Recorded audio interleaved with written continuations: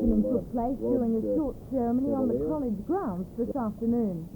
Other invited guests, as well as the minister, included the member for Newcastle, Mr Arthur Wade, the Deputy Lord Mayor, Alderman John Geddes, the Director of PACE, Dr Alan Patterson, and the Regional Director and Principal of the Newcastle Technical College, Mr Gordon Gilroy. Mr Cavalier has been in Newcastle for most of the week and has inspected a number of the 100 educational institutions. In a short speech today, he spoke of his observations and praised the quality of the region's educational facilities. He then unveiled the plaque and declared Stage 10 of the Technical College open. The three-storey building was named after the late Mr Ralph Baisden, who was principal of the Newcastle Technical College from 1940 to 1952. It will accommodate about 400 students in electrical trades, industrial electronics and electrical engineering. The Ralph Baisden building is not the last new development for the Newcastle Technical College this year.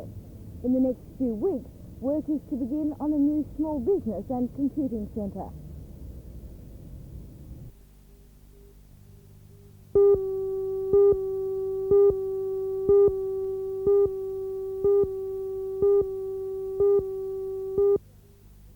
The grand final attracted 101 competitors and hundreds more spectators. Russell's World Yo-Yo expert Harry Mulhall set the ball rolling by demonstrating to contestants the 8 basic tricks they would be required to demonstrate. Then the youngsters took the stage 5 at a time to show off their abilities. First prize is a video recording went to 13-year-old Melissa Bradbury and Tony Picton, who is 16. Second and third place getters received colour televisions and home computers. But there were really no losers. Every competitor was awarded a special metallic yo-yo and a can of Coke.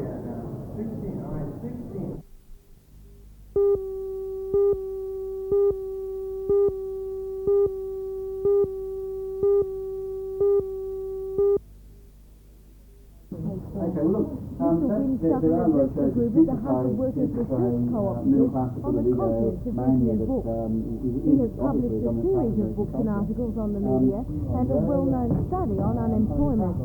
His latest book is surprisingly quite kind to the media, and particularly to commercial television, which is often a target of criticism. Most of the people who've written books about television and the other media have generally done it from a critical perspective. They've regarded television in the same way that you see the Norm character in the Life Unit campaign. It's a sort of a thing in which people sit in front, they're mesmerised, they're sponge-like, passive recipients of the culture that comes across in the media. And what I've tried to argue is that rather than being passive like that people in fact are quite critical when they watch the media, that shows like soap operas and sport in fact have a lot of valuable things in them. They call for a lot of fine judgment, fine discrimination, and that people are, rather than being passive sponges that mop up whatever they're given, they're quite critical and discriminating in their choice of programs. And you can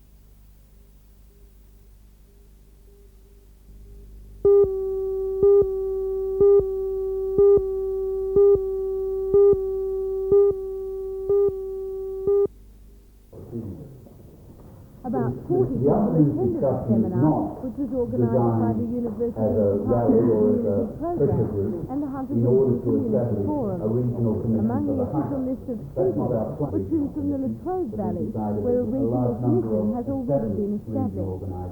The question of whether such a commission would be of any benefit to the hunter was addressed by Dr. Howard Dick, a lecturer in economics at Newcastle University. If it was to work properly, it would have to be a wide range of people, local government people, perhaps university people, business people, trade union people, and probably representatives of community groups. What do you think those sort of people could do in a regional commission that's not being done now by people like the Hunter Development Board? Well, the problem we have now is to the extent that we do have plans. The plans are drawn up down in Sydney, and then they're brought up here for us to respond to. So we're always reacting to plans that are being drawn up for us. Now, the advantage of having a regional commission with representatives from across the community is that we can make some input into the planning process, and therefore we've got some real say in the final product.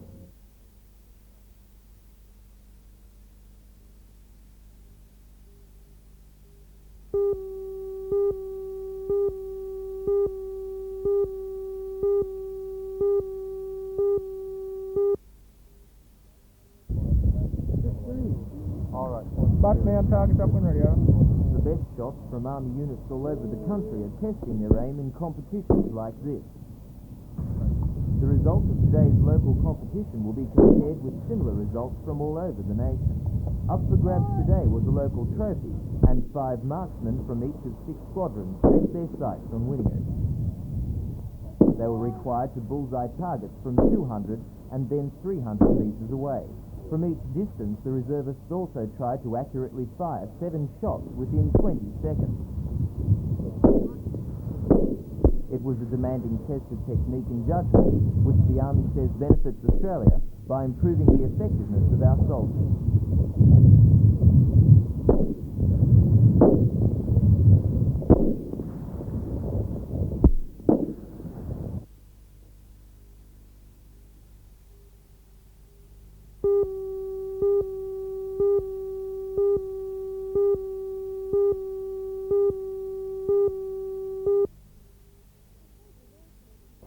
I suppose we've all heard of kids as young as 12 and 13 toting guns in wars in various parts of the world, but it's a concept that's pretty hard to come to terms with. In Dances in the Minefield, 2 till 5 Theatre has done just that, presenting a striking image of the futility of war and of the desperation of young lives caught up in struggles they don't really understand. A short first scene establishes very cleverly the comfortable materialistic world we live in, where the biggest fight is whether to go to Disneyland or Fiji for the holidays. Then it's on to the war zone, where we see the disintegration under pressure of a group of young, very young fighters.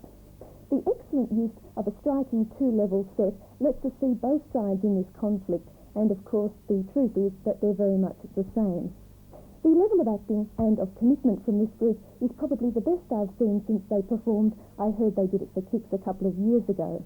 They had a few problems. Some of the actors still tend to talk a little bit too quickly, and some of the scenes started at such a fever pitch of intensity that they didn't have anywhere else to go. But overall it really is a terrific piece of theatre. It's very involving, it's visually very striking indeed, and it's much more than simple entertainment. Oh, a word of warning, the Union Street Hall is pretty cold, so do take a rug.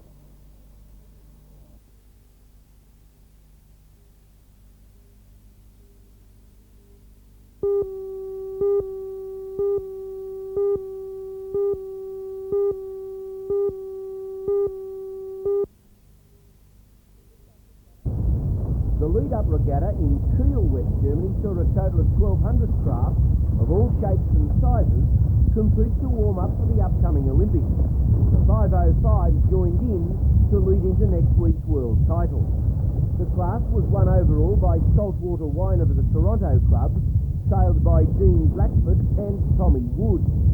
Second place to another Australian boat, the South Australian Rough Coffee, with Mark Silsby and Tony Hanson. The other 2 local boats, OD, sailed by Peter Hewson and Alan Ovenden, placed 9th, and Mars, with Paul Remington and Paul Campbell, placed 23rd overall. While skippers are tuning their boats for next week, they used only second rigs to keep something up their sleeves for the major title. Over 100 boats will race over 7 heats in the big one.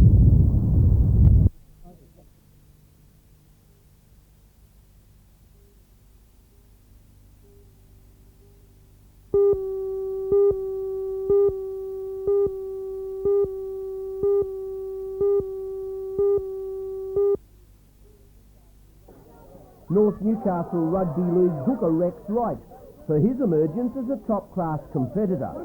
He was a vital part of the Newcastle team that won the country championship and was selected to play for country and played for New South Wales in the first match against Queensland. Basketballer Ian Davies, one of the Falcons' top scorers and a member of the Olympic team for Los Angeles, a big-time player who is certain to star at the Games. Youngster Peter Wellham, a barefoot skier, headed for the very top in this most demanding of sports. This area has had some champions in this sport. Peter Wellham is another of them.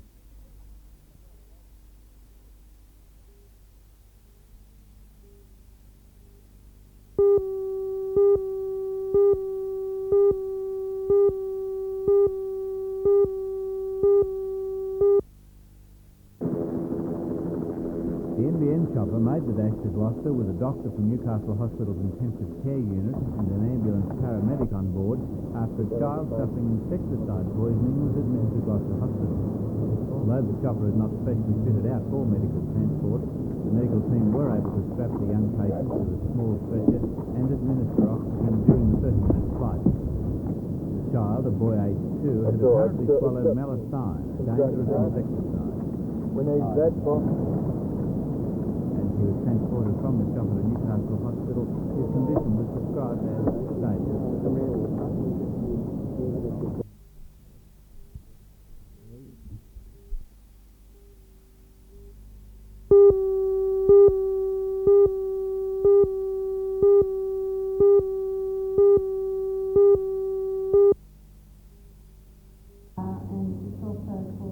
Palliative care is a function of medicine which society at large and even some medical professionals too often shy away from, because it's specifically the care of the terminally ill. And for all concerned, that means putting death in a realistic perspective. But the Hunter Palliative Care Association says much can be done to improve the quality of life for the terminally ill, often through gentle honesty. A specialised unit is now operating from the Mater Hospital, but the service needs to be expanded considerably, according to the association president, Professor Stephen Lever. With the coming of the cancer unit, we're going to see the need increase, because previously a lot of people who did die of cancer did so outside the Hunter region, rather regrettably. But now that they will be managed here, medically and surgically, there's a big need to provide services for them during that terminal phase of their care as well.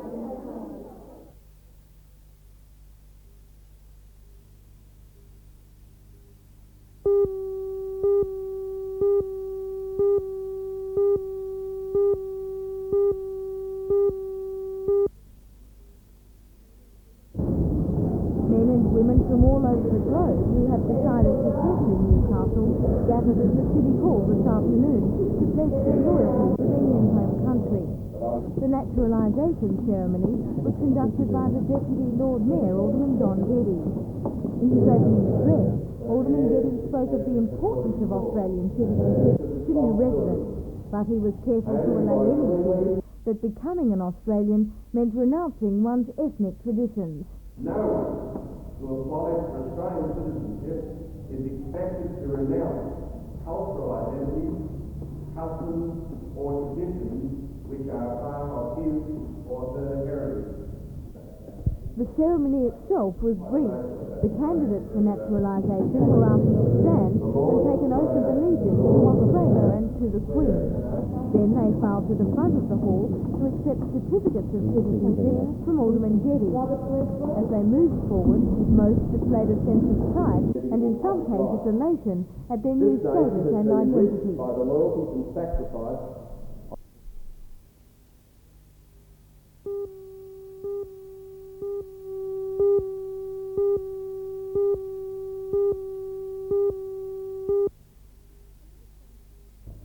A Ghost on Tiptoe is a rather curious mixture of a lot of trendy ideas that were floating around in the 60s.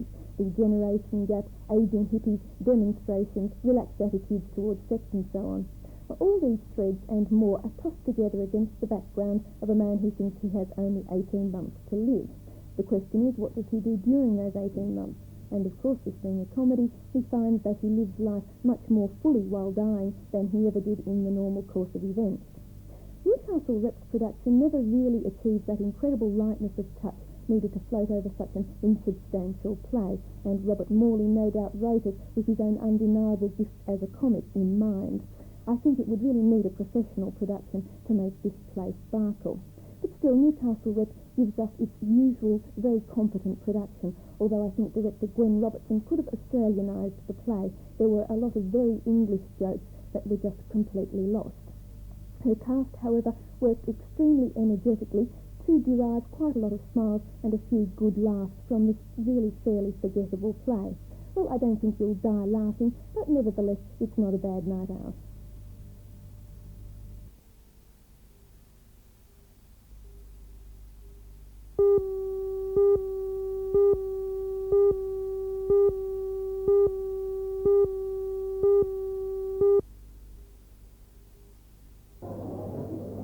machine which separates blood components is a vital piece of equipment in the treatment of a range of diseases, including certain forms of cancer. The Royal Newcastle Hospital acquired the $70,000 unit entirely through public donations from community groups, including the Hunter Valley Cancer Appeal, and a private cheque for $20,000. The unit, which was officially handed over today, has been put to use already. Newcastle Hospital now has 2 blood cell separators, but the latest is more advanced. The separator takes blood from the arm of a donor or patient, removes the desired component, and returns the remainder of the blood in a continual process taking about 2 hours. A centrifuge that spins at 1,000 revs per minute separates the components. The heavier red cells spin to the bottom, and white cells and plasma collect into groups. This enables, for example, white cells from a donor to be taken out and given to leukemia patients. In the short time both machines have been in use, more than 400 procedures have been carried out.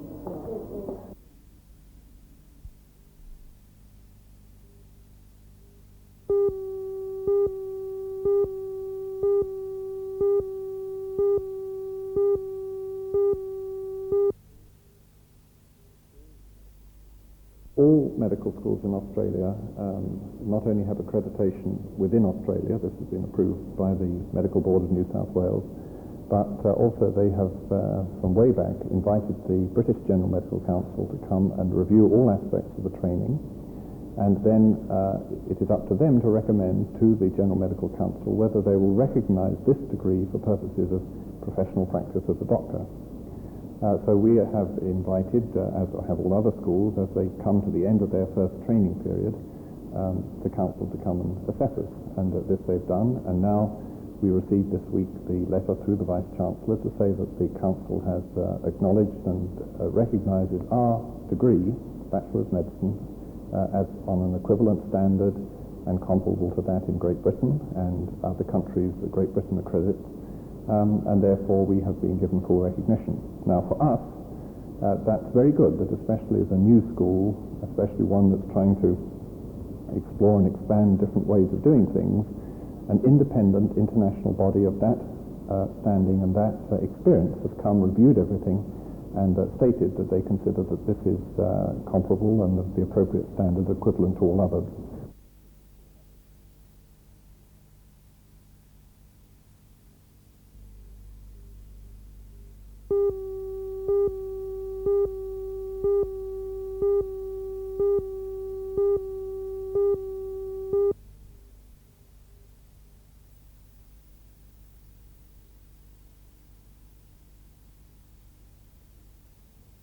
The pictures tell the story, cold, white and picturesque. The residents of Murrurundi woke up to find the town surrounded by white peaks. Not unusual for the area, but still a pretty sight. In places the snow was 30 centimetres deep, and with the temperatures on the mountain tops remaining below zero, it's likely that the snow will be there for a few more days to come. Most people were inside by their fires today, but the cattle and the kangaroos unfortunately didn't have that option. In the Gloucester area, 2 roads have been closed because of the icy conditions. The Scone Road over the Barrington Tops has been closed, as has the Nowandock Road from Gloucester to Walker. This is the first real taste of winter we've had this year, but the Weather Bureau says there's still more to come.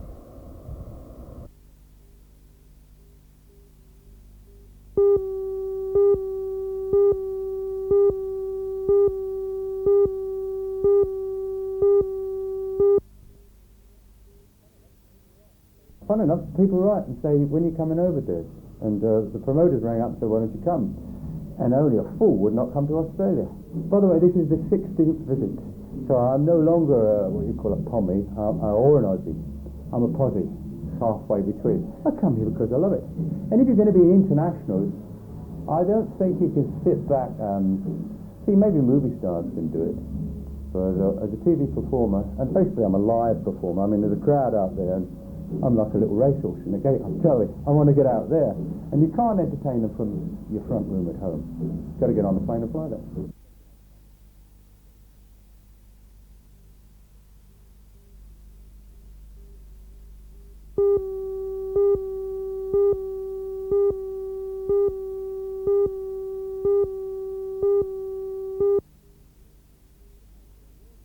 The major award of the evening, the Falcons' most valuable player, was taken out by lanky American Jim Bateman, who finished in the top 10 in NBL rebounding and player points.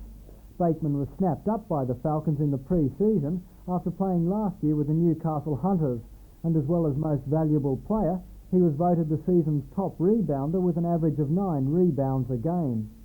Falcons captain Ian Rebilliard took out the award for the best defensive player, even though, as one judge pointed out, he'd drawn 94 fouls in the season. Coach Dave Ankeny received a special award for the most popular player in their 5 years, and defender Stuart Begg picked up the season's most improved award. To top off the evening, the Coon Corporation presented a cheque to the Falcons for $20,000 as part of ongoing sponsorship for the next season. Channel 3 also received an award from the NBL for outstanding services to basketball.